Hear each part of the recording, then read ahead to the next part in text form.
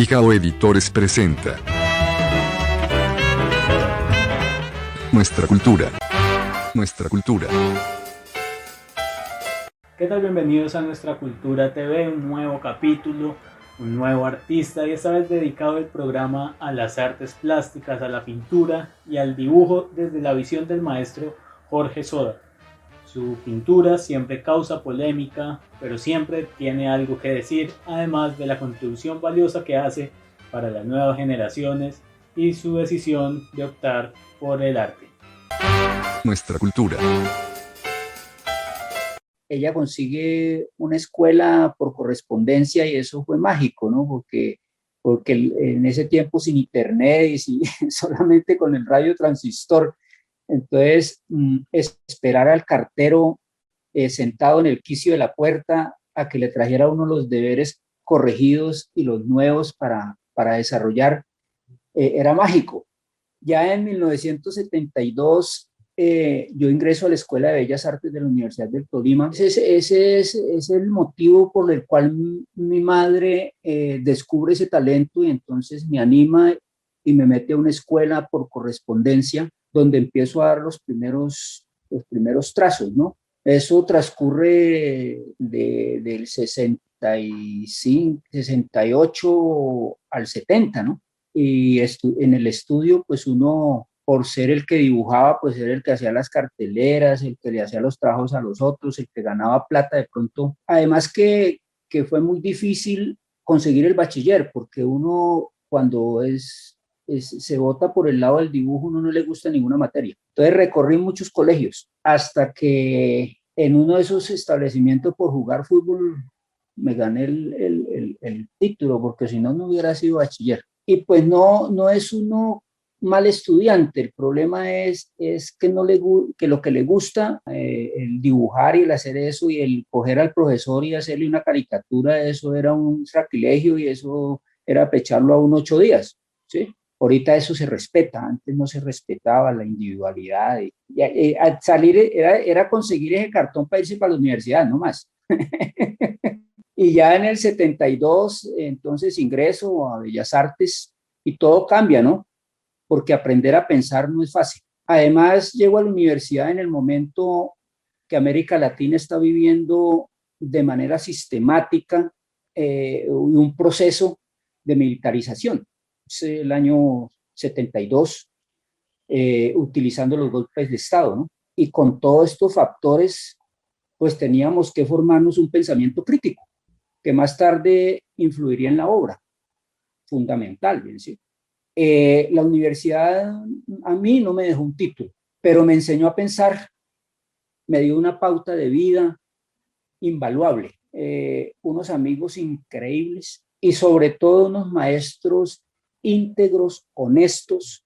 Para mí el más influyente para mí fue el maestro Manuel León Cuartas, porque observando unos trabajos de él en lapicero, me motivó a investigar sobre este elemento tan popular que todos los teníamos en la mano a todo momento.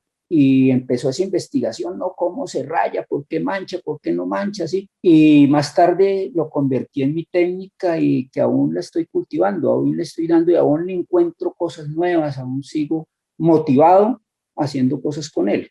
Y empezar en blanco y negro, que blanco, negro, rojo y azul era lo único que había en los años 70, bien, ¿sí? A finales de los 70 y a principios de los 80, yo pienso que ya es tiempo de volar, ¿no? De salir de aquí, de conocer, y empiezo como el cuento de ir y venir y de buscar cosas. Es una lucha con el claroscuro del lapicero, que es lo que tú aprecias en las primeras obras de mi trabajo. Yo me acuerdo mucho que la universidad se dio un problema muy tenaz con la rectoría cuando salió Parga Cortés y entró Polanco, que fue el que al final terminó con la Escuela de Bellas Artes. Y me acuerdo de un sanitario donde yo meto a este tal Polanco en el sanitario y lo hago muy grande en lapicero, y eso fue pues para la institucionalidad un madrazo. Bueno, y a finales de los 80 me convierto en un trotamundo, pero es en 1985 cuando se estructura una colección y hago la primera exposición en Cooperamos, y la crítica fue implacable.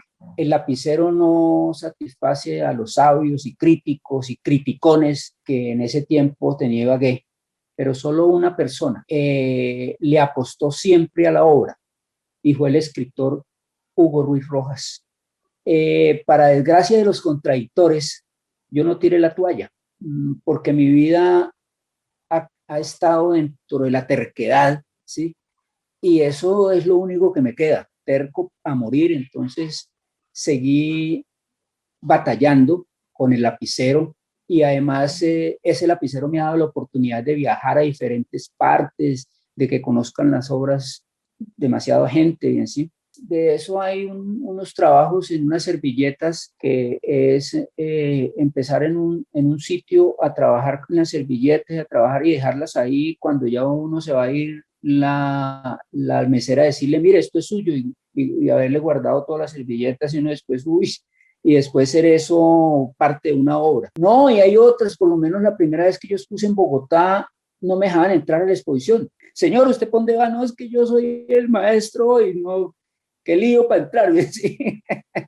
Todo eso de estigma que tiene la gente, bueno, que el pelo largo y que ese man con ese overol, ¿por dónde va? Y tal. ¿Sí? Y no, anécdotas miles, ¿bien? ¿Sí? Porque yo voy, vengo, estoy en Paipa tuve una experiencia muy chévere, porque yo ya en Ibagué había sido, o sea, había estado vinculado a la Asociación de Artesanos, y los había ayudado, y he estado junto a ellos, además que mi primera compañera es artesana, y ya descubrirlo a uno en otra faceta distinta, que es la del arte, ¿sí? Entonces eso también me dio satisfacciones chéveres y experiencias, porque uno va a una exposición pensando de mostrar y de pronto vender, pero es muy difícil, y de pronto viene uno y no vende nada. Pero donde iba, encontraba algún amigo y me compraba un cuadro o algo. Me pasó con Vivelarte en Pitalito, con Vivelarte en el Sena, pero de esos ir y venir, Boyacá para mí fue como un oxígeno, y que la gente en un cuaderno le deje uno sus notas, y que magnífico, que chévere que sigan haciendo esto en el pueblo, y que no sé qué, como que le llena a uno de confianza de hacer más. Y bueno, me contratan en el bienestar familiar para dar talleres con los niños, y allá estoy 2 años. Otra experiencia, porque pues de talleres con los niños era como algo nuevo, ¿no? Sí, yo no lo había hecho. Y cree que va a ir a enseñar, y no, ellos le enseñan a uno, ¿bien? ¿Sí? Entonces es donde descubro que ellos son los que tienen la razón en el color, no uno. Ahí es cuando uno como artista piensa, si perdemos el espíritu de infante, perdemos la creatividad, perdemos la ilusión de crear, ¿sí? Eso lo descubrí en ese taller. Ya en 1995, regreso y Ibagué con una exposición que, si no estoy mal, se llamó Luces y Sombras, si no estoy mal. Yo pensaba exponer, visitar mis amigos que hacía tiempo no los veía, y regresarme de nuevo a Paipa. Y una chica que manejaba diseño gráfico visita la exposición, la ve y me invita a tomar algo, y me dice, maestro, ¿usted se va a quedar en Ibagué? Y le dije, no, depende de lo que me ofrezcan. Y esta chica me ofrece la oportunidad de hacer parte del grupo docente de diseño gráfico y diseño textil de la CUN, y ahí me quedo del 98 al 2006, realizando un trabajo, yo digo que humilde, pero contundente con los jóvenes. Fue una actividad bastante recíproca. Y lo otro chévere es que yo tenía, de Paipe venía en mente de que la enseñanza debía de ser otra cosa, ¿sí?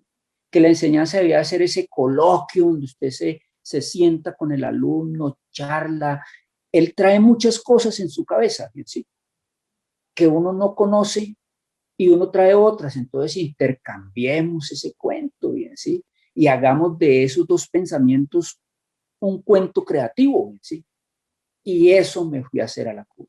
porque lo primero es, tú vas a la universidad, yo lo pensé así, yo no fui por un título, pero yo fui a ver qué había y a llenarme de eso que había y con eso nutrir después mi vida, ¿sí? Entonces, que si uno no lo ejerce, al menos le haya dejado una experiencia grata para otras cosas. Yo seguí pintando y es más chévere porque yo, ¿qué método me creé dentro de diseño gráfico y diseño textil? De que se creaban cosas y había que mostrarlas. Entonces, todos los semestres se hacía una exposición de los trabajos pero yo participaba en esa exposición con los trabajos que yo preparaba. Entonces, siempre estaba ahí, ¿sí? Acompañándolos en esa faena. De pronto, lo único que se paró un poquito ahí fue los viajes, ¿sí? Que ya no iba a exponer a otras partes y qué tal. Sin embargo, a Cuba fui siendo docente de la CUN y llevé trabajos de mis alumnos para mostrar allá, ¿sí? Lo que estaba haciendo y eso les gustó y, o sea, que yo soy profe, pero ¿qué? ¿Sí? O soy docente, pero ¿qué? No, soy docente, pero tengo estos alumnos que están haciendo esto y esto y esto y esto. La institución no. Entonces hicieron muchos trabajos bellos, pero no quedó en la retina de la universidad, quedó en la retina del alumno. Pero la universidad no fue capaz de hacer esa hemeroteca, digamos, de ese proceso que le había servido a otros docentes más. Y la universidad tan ñope que fuera de que con esos trabajos le llegó más alumnos, no ser capaz de procesar ese pensamiento. ¿Sí? Después estuvimos en el Parque Murillo Toro también con Arte al Parque. Después me craneé que había que hacer algo con cine y televisión, entonces hicimos Cinecuna al Parque, ¿sí? Con Margaret Bonilla, ¿sí? Bajo un proyecto que yo hice. Eso yo creo que son las cosas que la ciudadanía necesita y que la administración debe hacerla, ¿sí? Pero no la hacen ni la alcaldía, ni la hace la gobernación, ni la hacen las instituciones. No, yo no comprendo todavía por qué. Pero eso es lo que motiva al muchacho a meterse en el cuento de la creatividad. Nuestra cultura. Un proyecto, el proyecto de los macheteros, que era súper interesante, pero no hubo la posibilidad. En planeación casi nunca hay espacios para poner esculturas, por eso se dice que viene a ser la Cenicienta, porque necesita mucho espacio para ponerlo a la intemperie. En cambio, pues una pintura fácilmente pues está en un recinto cerrado. Nuestra cultura. Dedicarse al arte con la técnica que lo ha hecho el maestro Soda no es nada fácil, y menos tocando los temas que él toca. Le han dicho muchas veces que deje de hacerlo, pero él se define como una persona terca y no lo va a dejar de hacer. La única forma en la que cambie su pintura es que cambie la historia del país. Nuestra cultura. Y mucho de las charlas en el café y la cervecita con Hugo Ruiz fueron muy gratificantes, porque el loco, así como era de sectario y de tenaz y de duro, ¿sí? Tenía un sentimiento muy niño, de un niño, ¿sí? Y ese era el que yo descubría con él charlando, y por eso yo creo que siempre vio en mi obra como desde el principio, cuando era tan política, tan dura, hasta cuando él mismo escribe en un catálogo, dice que hay una honda poesía, ¿sí? O sea que cambió el cuento cruento y tal, cambió a una poesía que no dejaba de lado los problemas sociales y políticos que estaban sucediendo. ¿Qué te cuento? Ahí estuve en la CUN hasta el 2006 realizando ese trabajo, y en el 2008, bajo el gobierno nefasto del Matarife, decido desaparecer. Y de ahí, con el cuento de una clienta de que el Líbano era la ciudad cultural del Tolima, y eso me echó un carretazo ni el berraco y qué tal, y me radico en el Líbano. Me alejo de críticos, de sabios, de artistas, y recomienzo una creación con todas unas imágenes que tenía guardadas. Y estando en el Líbano me doy cuenta de que el cuento de la ciudad cultural era un cuento, ¿sí? Sí, fue cuando salió Santa, cuando salieron los Pardos, pero ya, no, ya eso no existía. ¿Sí? Me conecto con Miguel Marín, que había estado en el M19, que era el que manejaba la emisora comunitaria y qué tal, y empiezo con Flaminio, el escritor, empiezo a conocer la gente, y empezamos a hacer cosas, bien, sí, empezamos a hacer cosas, y yo con el Barayá, pues teníamos la oportunidad de hacer una noche de poesía, de presentar música en vivo, de hacer cositas culturales, pero tú sabes que en los pueblos todo queda en el pueblo. Así mostrara, hiciera trabajo, estaba muerto. El volver a Ibagué fue un problema. Hoy todavía es un problema porque todavía yo no he podido, por la situación generacional, porque cuando yo regreso ya hay otra gente, ya se han muerto unos, ya otros no tienen el puesto que tenían. Bueno, los que no se murieron se fueron. Entonces, ya uno encuentra otra generación que ni pío conocen a uno. No era lo mismo, ¿no? Hasta una obra que se realizó en el Líbano sobre los asesinatos del Estado, ya lo que mal llaman falsos positivos, ¿sí? Un duelo congelado en el tiempo. Esa obra yo vine a exponerla, creo que fue en el 2011, a la Universidad del Tolima, donde se muestra cronológicamente, yo me puse a recolectar información y abajo colocarle la fecha, dónde, cuándo y cómo lo mataron, junto con unos poemas. Eso se expuso ahí y una instalación sobre cómo estaba Colombia. Pero también después analizo que se quedó en la Tolima. Nunca tuvo una relevancia y no sé si es culpa de uno que uno no la busca. Y en el 2014, una discípula que yo había tenido en la CUN, la nombran coordinadora de diseño gráfico y diseño textil y me llama.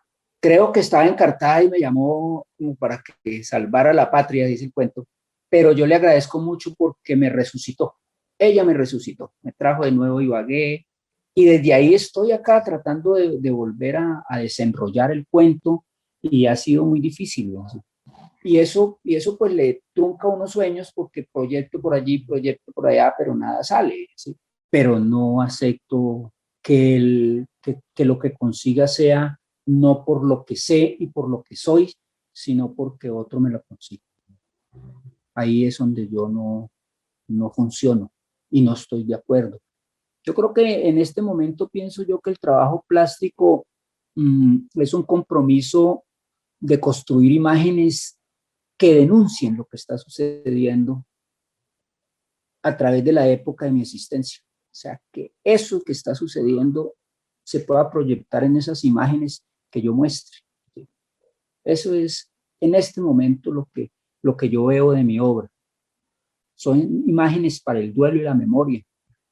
¿Sí?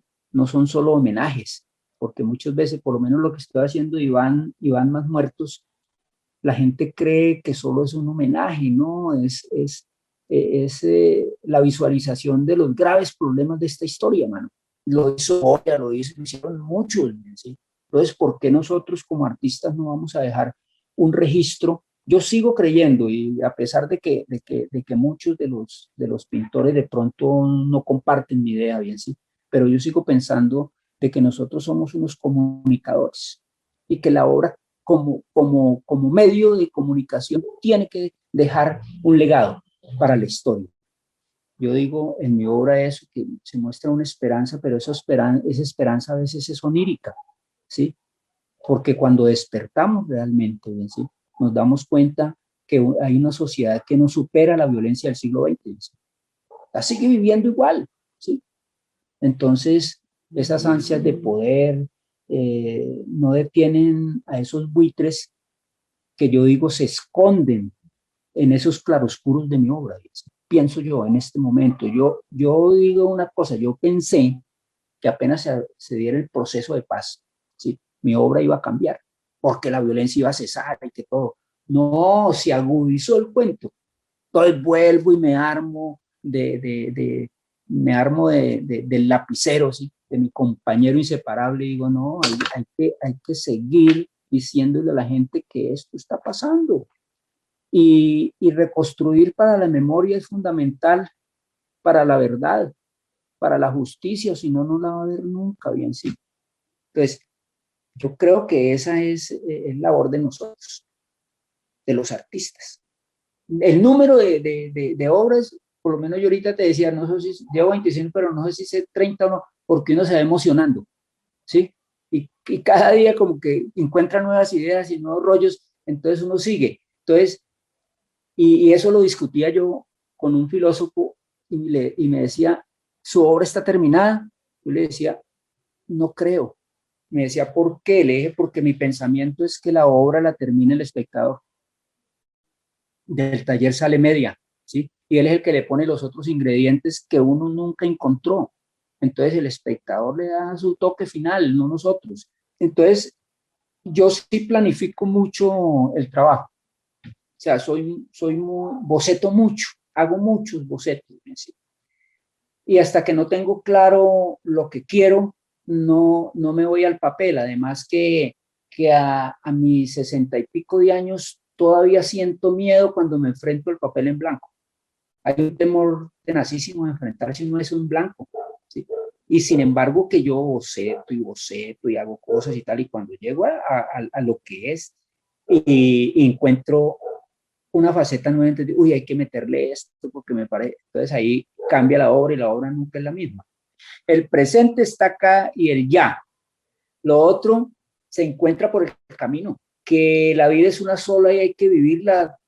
Pensar en qué va a pasar en 10 o 20 años es tenaz. Yo creo que pensemos que va a pasar cosas mejores que las que están sucediendo. En este momento es más fácil esos consejos a los muchachos porque los padres también han cambiado fundamentalmente. Entonces ya como que el muchacho puede ser lo que quiere ser. Ahora, la motivación es no deje de hacer lo que quiera hacer por encima de todo lo que se le venga. Ahorita por lo menos con Edgar Barón estamos pensando en hacer unos talleres intensivos. Ya pues tenemos nombre al taller, aprender a pensar antes de aprender a pintar. Se llamarían talleres intensivos donde se puedan dar unos 3, 4 semestres de historia del arte, de dibujo anatómico, de dibujo artístico, de color y otras técnicas, ¿sí? Hasta la del lapicero, si la quieren aprender, pues se les muestra. Entonces, estamos en ese proyecto con Edgar Barón en Vive el Arte. Bueno, a mí me parece que Nuestra Cultura es uno de los pocos programas que está al aire y que vela porque la demás gente o la ciudadanía vea a los artistas, los conozca, ¿sí? Sepa quiénes son. Y yo he visto 2 o 3 trabajos muy buenos y yo los sigo cada vez que lo puedo encontrar, lo sigo. Y ojalá la gente, pues esto le ayudaría para que conozca qué artistas tiene Ibagué, porque muchas veces los ciudadanos del común no saben que nosotros existimos. Entonces yo creo que el trabajo que ustedes están haciendo es valioso, es magnífico y síganlo haciendo, no desfallezcan. Y ojalá buscar aquellos artistas marginados que están por allá más escondidos que yo y que la gente los conozca y que miren su obra y que se lleven una idea de que no es tan malo ser artista. Y porque es un ejemplo que ustedes también le dan a la juventud con el programa, ¿bien? ¿Sí? Nuestra cultura. Gracias por acompañarnos en un nuevo capítulo de Nuestra Cultura TV. No olviden seguirnos en nuestras redes sociales, suscribirse a nuestro canal de YouTube, dejarnos sus mensajes por Facebook. Estamos en contacto durante la semana. Nos encontramos el próximo capítulo con un nuevo invitado y una nueva historia.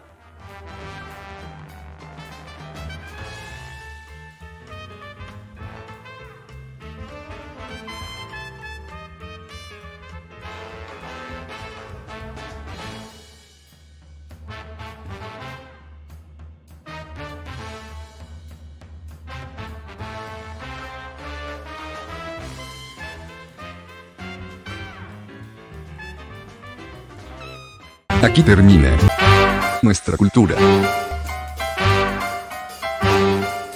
Nuestra Cultura.